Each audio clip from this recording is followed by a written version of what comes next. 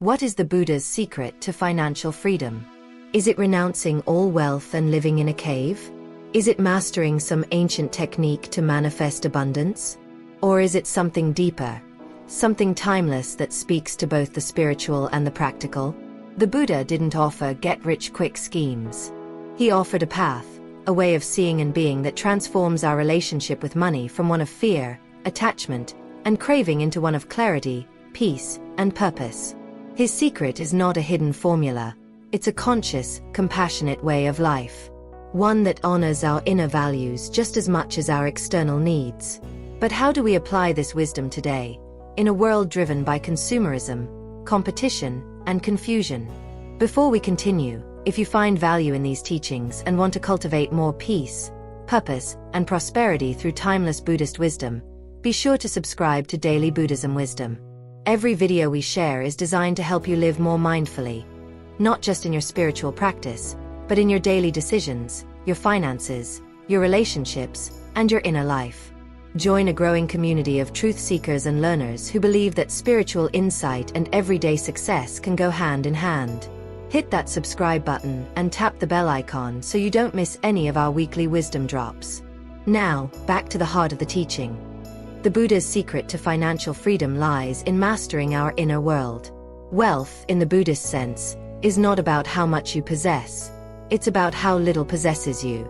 It's about being generous without fear, disciplined without deprivation, and mindful without obsession. It's knowing that every financial choice is a reflection of your values. It's trusting the slow growth of seeds planted with right intention. Most of all, it's remembering that real freedom isn't bought. It's awakened. And once it's awakened, no market crash or lost job can ever take it from you. To begin, let's look at one of the core teachings of the Buddha, the Four Noble Truths, and how they relate to our financial lives. The first noble truth tells us that suffering, dukkha, is a part of life. Financial stress is one of the most common sources of modern suffering. Whether it's debt, insecurity, or the fear of not having enough, money troubles weigh heavily on the mind. The second noble truth identifies the cause of suffering as craving or attachment. In financial terms, this translates into the insatiable desire for more. More money, more stuff, more prestige. The third noble truth offers hope. We can end this suffering by letting go of craving. And the fourth noble truth gives us the path to that freedom, through ethical living, mental discipline, and wisdom. Applying this path to our financial habits can lead to a profound sense of liberation and control. One of the most powerful Buddhist principles when it comes to money is right livelihood. This is part of the Eightfold Path, which is the Buddha's guide to ending suffering. Right livelihood means earning a living in a way that does not cause harm to others and that supports our own spiritual development. This might mean avoiding jobs or businesses that exploit, deceive, or destroy. In the modern world, that could include industries that are built on dishonesty or environmental harm. But it also means approaching our work with integrity, mindfulness, and a sense of service. When we align our careers or businesses with these values, we not only create positive karma, but also lay the foundation for a stable and ethical financial life. Money earned through right livelihood brings peace, not stress. It's clean, and it carries the energy of compassion and intention. This might not always be the quickest way to wealth, but it is the surest path to financial peace. Another important teaching from the Buddha is the practice of contentment, what he called santuthi. In a world obsessed with upgrades, status symbols, and consumerism, contentment can feel almost radical. But it's at the core of financial freedom. Contentment doesn't mean we stop striving or growing, but it does mean we stop chasing happiness in external things. The Buddha taught that true wealth is knowing when enough is enough. This mindset not only reduces anxiety and comparison, but it also helps us save, budget, and invest more wisely. When we're content, we're not easily swayed by marketing or peer pressure. We make financial choices based on our values, not our fears or insecurities. This is a powerful shift. Instead of always seeking more, we begin to appreciate what we already have. We find joy in simplicity. And ironically, this often leads to greater wealth, because we waste less, spend mindfully, and live below our means. Buddhism also teaches the profound value of generosity, or dāna. While it may seem counterintuitive, giving is actually a path to abundance.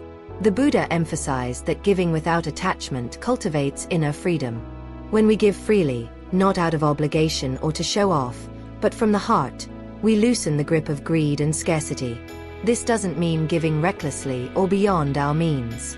It means building generosity into our lives as a regular practice, even if it's small. A few coins given mindfully, a meal offered to someone in need, or time donated to help others. All of these create positive karmic energy. From a financial perspective, generosity reorients our relationship with money. Instead of seeing it as something to hoard or fear losing, we begin to view it as a tool for connection and compassion. This outlook builds trust in the flow of life. And ironically, generous people often attract more opportunities and support, because they operate from abundance, not lack. Mindfulness, or sati, is another essential Buddhist principle that directly impacts our financial lives. To be mindful means to be fully present and aware of our thoughts, actions, and choices. When we bring mindfulness into our money habits, we become more conscious spenders and savers. We start to notice emotional triggers. Are we shopping to feel better? Are we avoiding financial planning because of fear or shame? Mindfulness helps us slow down, observe our impulses, and make wiser choices. It also allows us to enjoy what we already have. Instead of rushing through meals, purchases, or experiences, we savor them. This reduces the craving for more. In financial matters, mindfulness leads to clarity, control, and intentionality. We check our bank accounts not with dread, but with curiosity. We budget not as a restriction, but as a reflection of our values. When we live mindfully, money becomes a support for our freedom, not a chain that binds us. Another overlooked but vital teaching is impermanence, anicca. The Buddha taught that everything is in a constant state of change. This includes our finances. Wealth comes and goes. Economies rise and fall. Jobs are lost, found, and transformed. When we internalize this truth, we stop clinging so tightly to financial security. This doesn't mean we become careless or stop planning for the future. It means we develop resilience and flexibility. We save and invest not out of fear, but out of wisdom. We understand that no financial situation, good or bad, is permanent. This insight also helps us weather financial storms with calm. When a loss comes, we don't panic, we adapt. When a gain arrives, we don't get arrogant, we remain grounded. Impermanence teaches us humility and detachment. It reminds us that real security lies not in our bank accounts, but in our inner stability. By flowing with change, we remain financially sane in a world of uncertainty. The Buddha also emphasized self-discipline, sila, as a cornerstone of a liberated life. In financial terms, this means cultivating habits that support our well-being and long-term goals. Discipline is not about harsh self-denial, but about creating structure and intention. It's the quiet power behind saving regularly, avoiding impulsive debt, and living within our means. Many people struggle with money not because they don't earn enough, but because their spending is reactive, unconscious, or emotionally driven. Buddhism encourages us to develop virya, energy and diligence, in our daily actions. This includes financial discipline. Just like meditation, managing money well is a practice. It requires patience, awareness, and consistency. But over time, the results are profound. Less stress, more freedom, and a sense of mastery over our lives. Discipline also supports our spiritual path by reducing chaos and distraction. When we're not constantly worried about money, we can focus more deeply on what truly matters: compassion, wisdom, and peace. Let's now turn to the idea of karma, the law of cause and effect. In Buddhism, karma isn't a mystical punishment system. It's a practical understanding that our actions create results. Every choice we make, including financial ones, carries energy and consequences. Spend impulsively, and stress follows. Give generously, and joy often returns. work ethically, and trust grows. The Buddha taught that wise actions lead to positive outcomes. Not always immediately, but inevitably. This karmic law helps us see that money is not isolated from our moral and spiritual life. When we treat money with respect, when we earn and use it with care, we are planting seeds for a prosperous future. Conversely, deceitful or selfish financial actions may bring short-term gains but long-term suffering. Understanding karma empowers us to take responsibility for our financial paths. We stop blaming circumstances or others. Instead, we reflect, what am I planting today? What kind of future do I want to harvest? Another powerful yet subtle lesson from the Buddha is the role of intention. In Buddhism, intention matters just as much, if not more, than the action itself. You can give a gift with pride and greed, or you can give with love and compassion. The same applies to financial decisions. Are you saving out of fear or out of care? Are you investing with greed or with a desire to support growth and sustainability? The Buddha urged us to examine the motivations behind our actions, because intention shapes the karma they generate. When our financial intentions are rooted in mindfulness and compassion, our money begins to serve a higher purpose. We use it not only for personal gain, but for the well-being of others. This doesn't require us to become saints, it just means being honest and aware. Aligning intention with wisdom turns every financial act into a spiritual practice. And that is the real secret to lasting freedom. Now consider the role of simplicity. In Buddhist monastic life, monks and nuns live with minimal possessions. Not because they despise material things, but because they see clearly what is essential.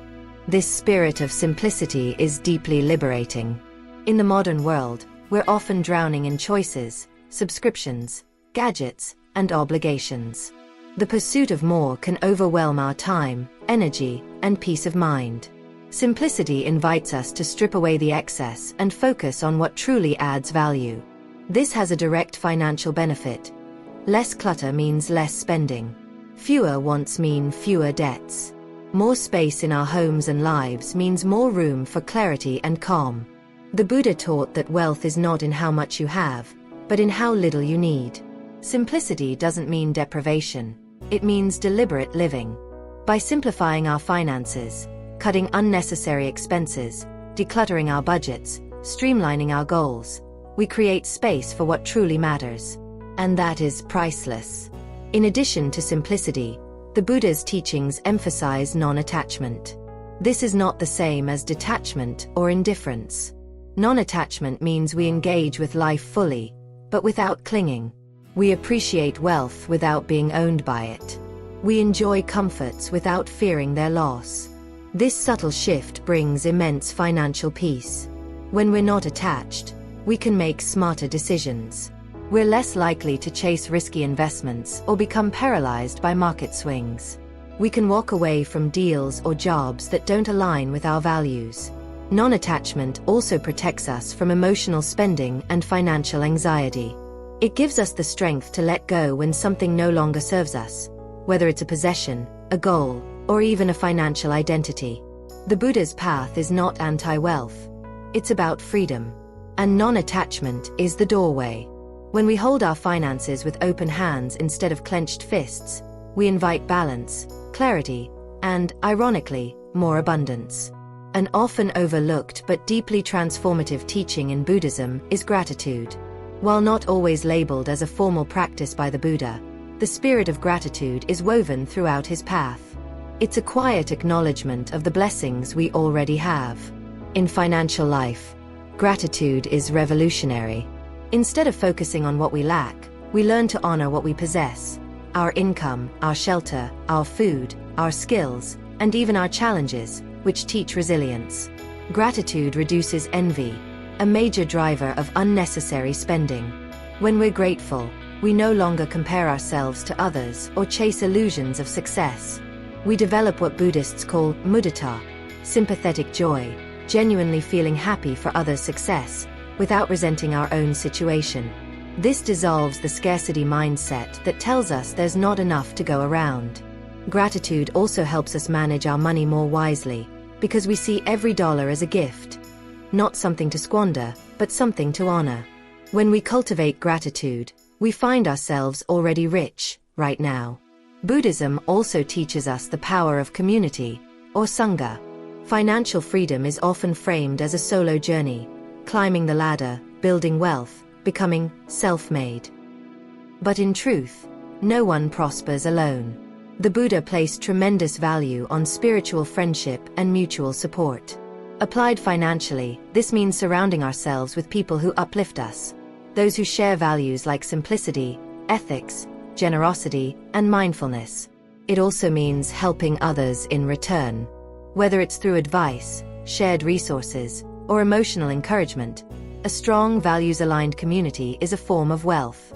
It protects us from isolation and poor influences.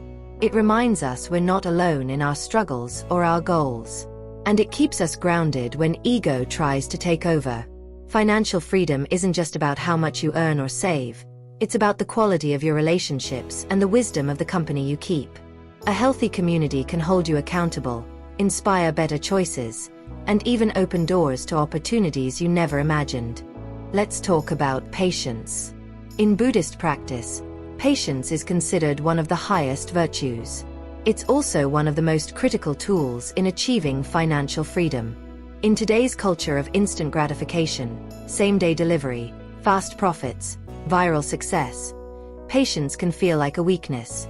But the Buddha taught that true strength lies in endurance, in being steady even when things don't happen as quickly as we'd like.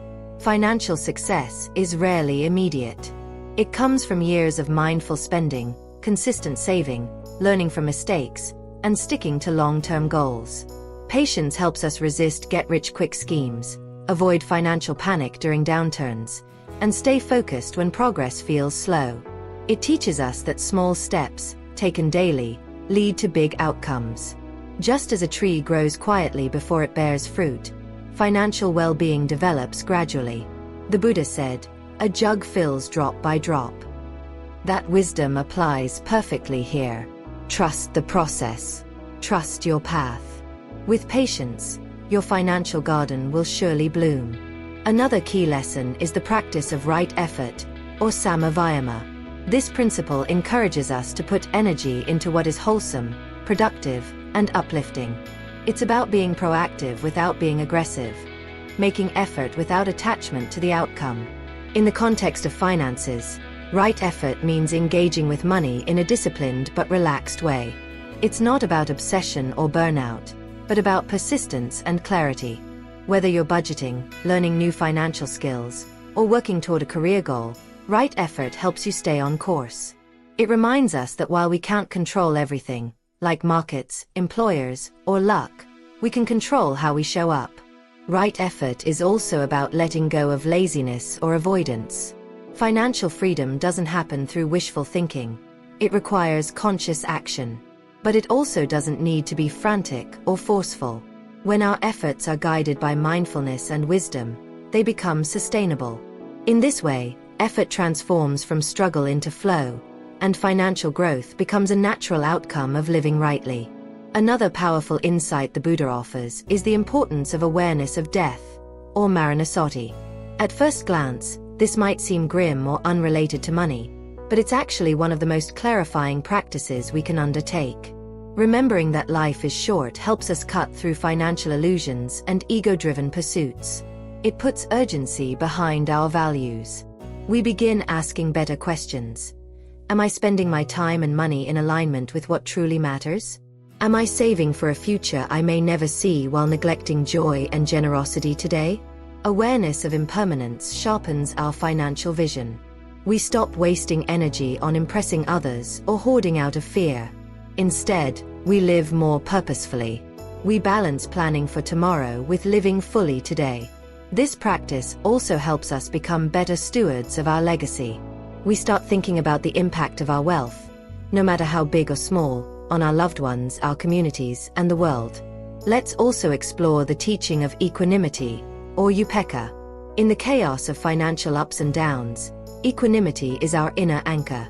It is the capacity to remain balanced and calm regardless of circumstances. When we practice equanimity, we no longer ride emotional roller coasters with every financial gain or loss.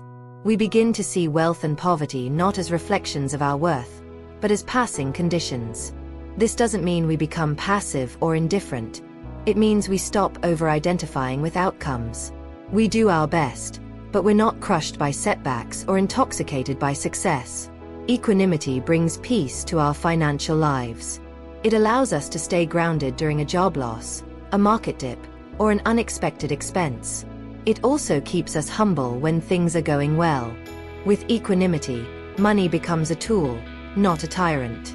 We're able to use it wisely, with both hands open, ready to receive, ready to let go. At its core, the Buddha's path to financial freedom is not about escaping money. It's about mastering our relationship with it. The teachings don't demand poverty, nor do they condemn wealth. Instead, they ask, how are you using your resources? Are they supporting your growth or your suffering? Are they freeing you or binding you? The Buddha invites us to transform money from a source of anxiety into a practice of mindfulness, compassion, and liberation. Every dollar we earn, spend, save, or give can reflect deeper truths about who we are and what we value. This isn't always easy. It requires deep self-honesty and consistent practice. But over time, it leads to something far greater than financial success. It leads to inner freedom, to a mind that is not owned by craving, to a heart that is not tight with fear, and to a life that feels spacious, grounded, and truly abundant. So, what is the Buddha's secret to financial freedom? It's not a trick or a shortcut. It's a way of life, a path walked with wisdom, intention, and care. It's understanding that wealth is not measured by numbers, but by peace of mind. It's knowing that generosity multiplies, that simplicity liberates, and that ethics matter more than appearances. It's practicing mindfulness with every transaction and finding joy in enough. It's trusting the law of cause and effect, aligning your work with your values, and having the patience to let good seeds grow. Most of all, it's realizing that freedom is not something money gives you. It's something your awareness creates. When we live with this understanding, we not only build a better financial future, we live a better life, right now. The Buddha's teachings offer more than just peace of mind. They offer a complete, timeless, and transformative path to real, sustainable freedom. And that, truly, is the greatest wealth of all.